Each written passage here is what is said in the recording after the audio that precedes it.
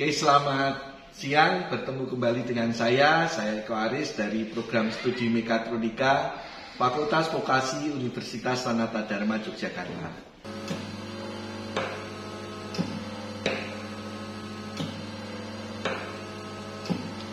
Nah, hari ini saya berada di lab elektroneumatik, elektrohidrolik, dan PLC. Nah, kebetulan diskusi kita hari ini kita akan membahas tentang sistem elektrohidrolik.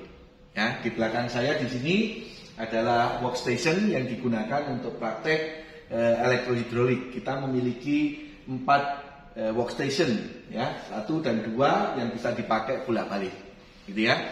Nah, di dalam sistem mekatronika kita mengenal namanya aktuator. Aktuator itu adalah komponen di dalam sistem mekatronika yang memberikan daya, yang memberikan gaya ke dalam sistem supaya sistem itu bergerak. Nah, dalam sistem mekatronika kita mengenal 3 aktuator utama. Yang pertama adalah aktuator motor listrik, yang kedua adalah aktuator pneumatik, yang ketiga adalah aktuator hidrolik. Masing-masing aktuator di sini mempunyai kelebihan maupun kelemahan. Nah, saat kita membahas tentang aktuator hidrolik, kelebihan utama adalah mengenai gaya yang bisa dihasilkan. Ya, untuk sistem elektrohidrolik di sini keuntungan mekaniknya itu sangat besar. Dengan dimensi yang kecil, kita bisa menghasilkan gaya yang sangat besar. Nah, tentunya nanti saat kita bicara masalah elektrohidrolik, kita harus mengenal tentang hukum Pascal, di mana tekanan itu adalah gaya dibagi dengan luas penampang. Jadi kalau gayanya besar, gitu ya, kalau tekanannya besar dengan luas penampang yang kecil, kita bisa menghasilkan gaya yang besar. Nah, di dalam perkembangannya sistem hidrolik itu dia semakin berkembang di mana kontrolnya menggunakan elektrik. Maka kita kenal dengan istilah elektrohidrolik, di mana di situ hidrolik digunakan untuk dayanya, sedangkan elektrik digunakan untuk kendalinya. Maka dikenal dengan istilah elektrohidrolik. Ya, sama dengan sistem elektroneumatik yang kemarin sudah kita kenal sebelumnya. Hanya saja kalau sistem elektroneumatik, pneumatik itu adalah angin, ya, digunakan sebagai medianya adalah angin bertekanan. Sedangkan hidrolik di sini medianya adalah oli, ya. Maka di sini salah satu kelemahan untuk sistem elektrohidrolik adalah masalah kecepatan. Ya, kalau elektroneumatik bisa kecepatan tinggi, tetapi kalau sistem elektrohidrolik kecepatannya relatif lebih rendah, ya. Tapi tadi keuntungannya adalah bisa menghasilkan gaya yang besar. Nah, saat kita bicara elektrohidrolik, maka kita akan mengenal dua komponen, gitu ya. Satu adalah komponen hidrolik dan satu adalah komponen elektrik. Nah, di sini kita harus tahu masing-masing komponen di situ. Ya, spesifikasi maupun cara kerjanya dari masing-masing komponen, sehingga kita bisa memanfaatkan komponen tadi untuk membentuk sistem elektrohidrolik kita untuk menyelesaikan sebuah sistem. Ya, nah di belakang saya di sini sudah terpasang, ya, sudah terpasang. Saya akan jelaskan beberapa komponen yang kita gunakan di sini. Di sini adalah power pack-nya, ya, di mana di sini ada tangki, ya, di dalamnya berisi oli. Terus kemudian di sini di dalamnya ada pompanya. Pompa yang digunakan dalam sistem hidrolik itu menggunakan positive displacement pump, ya. Jadi ini menggunakan gear pump. Nah, kemudian gear pump tadi itu digerakkan oleh motor listrik, ya. Nah, kemudian di dalam power pack ini ada dua port, ya. Satu adalah port untuk pompa. Jadi output dari pompa tadi itu keluar dari port P di sini, ya, output pompa. Terus kemudian di sini ada port yang kedua adalah T atau tangki.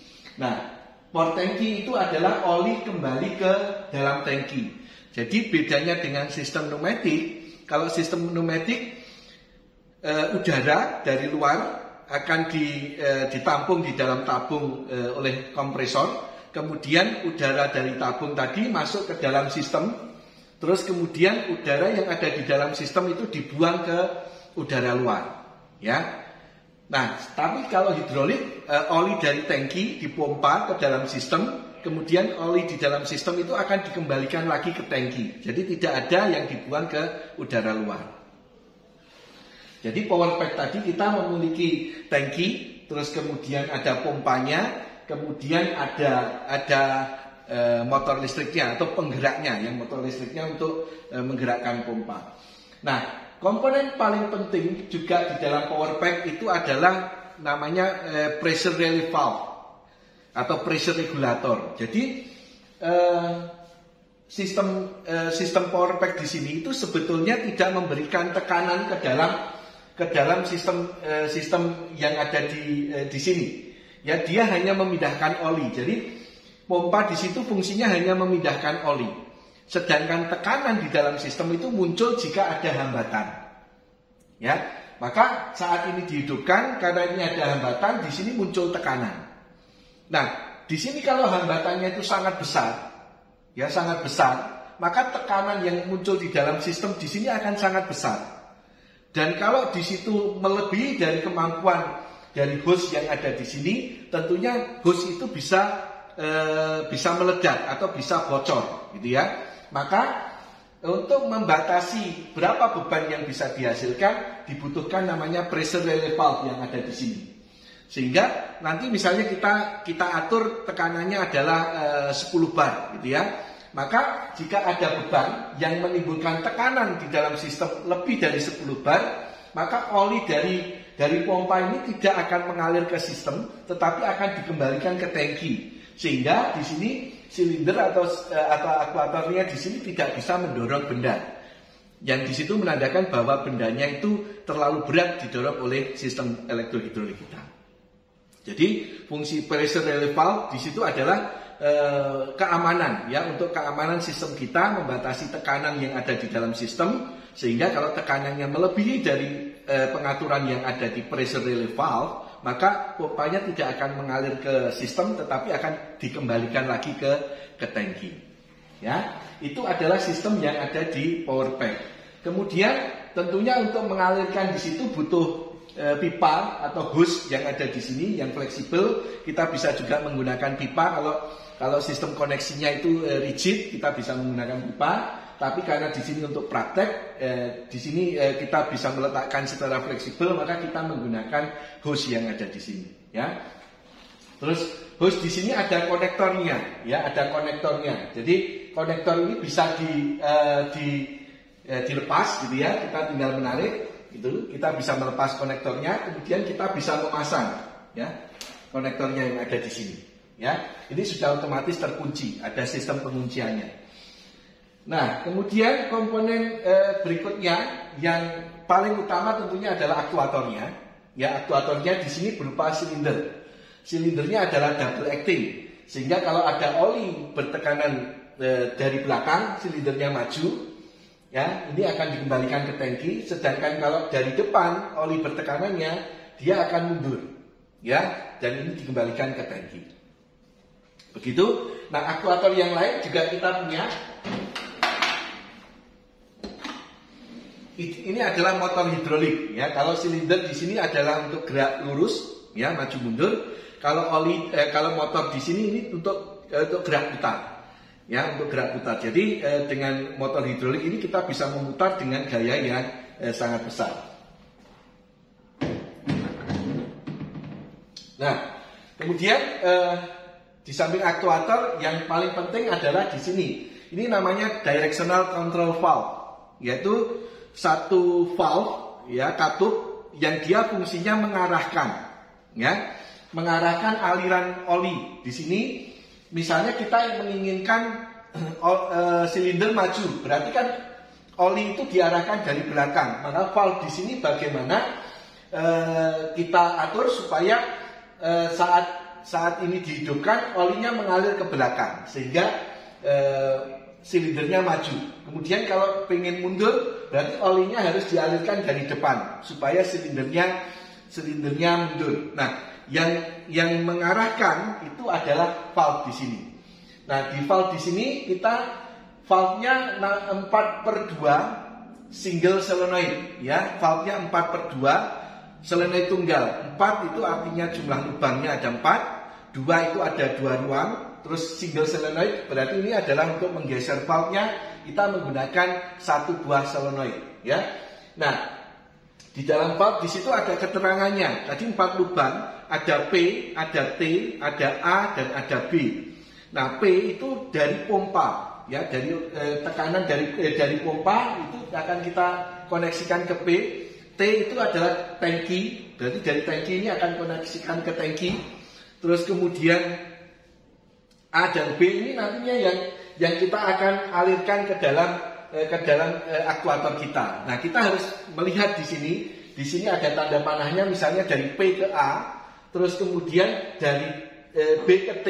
Di sini berarti posisi normal P ke A, T sama B terkonek. Nah, di sini kalau tidak dihidupkan solenoidnya, maka dari P mengalir ke A. Maka di sini A yang ada di sini kita arahkan ke depan, sehingga posisi normalnya di sini silindernya mundur. Nah, itu cara kita nantinya menyambungkan sistem kita. Nah, kemudian tentunya ada komponen yang lain, ya. Ada komponen yang lain. Misalnya ini flow control. Fungsinya untuk mengatur aliran yang masuk, ya. Misalnya kita ingin mengatur kecepatan dari silinder di sini, maka kita bisa menggunakan flow control. Ada juga flow control yang lain adalah one way flow control yang mengatur maju atau mengatur mundur saja, gitu ya. Jadi one way flow control itu artinya hanya satu arah saja yang diatur, yang arah lainnya tidak diatur, gitu ya. Terus kemudian solenoid valve-nya atau directional control valve-nya kita juga memiliki yang di sini 4/3. Kita memiliki ini double solenoid, ya. Solenoidnya ada 2 dan 4/3 di sini 4 lubang, ada 3 ruang yang ada di dalamnya. Oke. Nah, ini adalah alatnya yang ada. Terus kemudian karena tadi itu adalah untuk komponen hidrolik, masih ada komponen yang lain, gitu ya, yang digunakan untuk pengaturan. Misalnya kalau kita butuh mencabang, ya, kita untuk pencabangan kita menggunakan cabang, ada T-branch yang ada di sini untuk mencabang.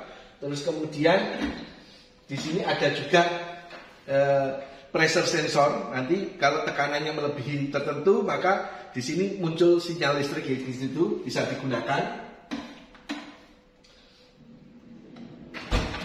Nah, di samping komponen hidrolik yang digunakan untuk daya, tentunya kita juga harus tahu tentang komponen komponen elektrik, ya. Komponen elektriknya ini berupa tombol, ya. Ada tombol push button maupun tombol detent, normally open atau normally close, sama dengan yang kemarin sudah saya jelaskan di sistem elektroneumatik. Kemudian ada relay, ya, relay di situ adalah sistem elektromagnet. Relay yang ada di sini, ini kita punya 3 relay. Terus kemudian masing-masing relay mempunyai 4 change over kontak. Ya, di sini bisa kita gunakan untuk pengendalian secara hardwire. Kita juga bisa mengendalikan di sini tidak pakai relay tetapi menggunakan PLC seperti halnya kemarin yang saya jelaskan di sistem elektroneumatik. Nah, di samping itu kita juga punya timer, ya, punya timer dan counter. Di sini ini ada timer, ya, ada on delay sama off delay yang untuk menunda waktu. On delay berarti on-nya ditunda, kalau off delay off-nya ditunda. Sedangkan ini adalah counter untuk perhitungan. Itu ya, misalnya silinder maju mundur 3 kali, setelah itu motornya berputar, ya, kita bisa melakukan perhitungan itu menggunakan counter. Nah, kalau itu menggunakan PLC tentunya lebih mudah karena bisa kita memprogram counter maupun timer yang ada di PLC.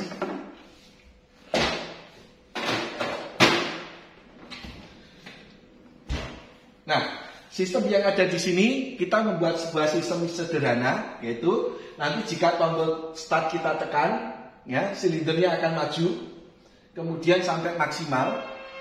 Nah, kalau kemudian tombol stop kita tekan, maka nanti silindernya akan mundur. Ya, jadi kalau tombol start kita tekan, nanti akan dikunci. Ada sistem latching di sini. Dengan relay kita bisa menggunakan sistem latching. Nah, solenoidnya on sehingga silindernya maju. Terus kemudian kalau stop, maka sistem latching dimatikan. Nah, solenoidnya mati, maka ruangan yang ada di dalam solenoid valve akan bergeser sehingga silindernya akan mundur. Nah, kita bisa mengatur pressure regulatornya yang ada di sini atau pressure relay valve-nya, tekanannya berapa di sini. Di sini ada penunjuk tekanannya yang ada di situ. Oke, kita hidupkan. Ini adalah power supply-nya.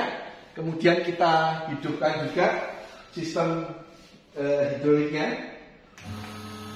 Nah, di sini menunjukkan tekanan 4 bar. Maka kalau ini kita tekan, silindernya maju sampai mentok maksimal, maka di sini karena sudah mentok kan bebannya besar, maka oli yang mengalir ke sistem dikembalikan ke tangki. Ya, tidak mengalir ke sistem karena tekanannya sudah besar, sudah mentok. Kalau ini kita tekan tombol stop, maka silindernya akan mundur. Oke, jadi ini kalau saya start, silindernya maju.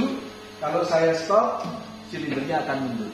Oke, nah nanti kita bisa membuat pengendalian sesuai dengan apa yang kita inginkan, sesuai dengan permasalahan yang dihadapi ke dalam sistem. Demikian pengantar saya tentang sistem elektrohidrolik. Nah, semoga bermanfaat. Terima kasih.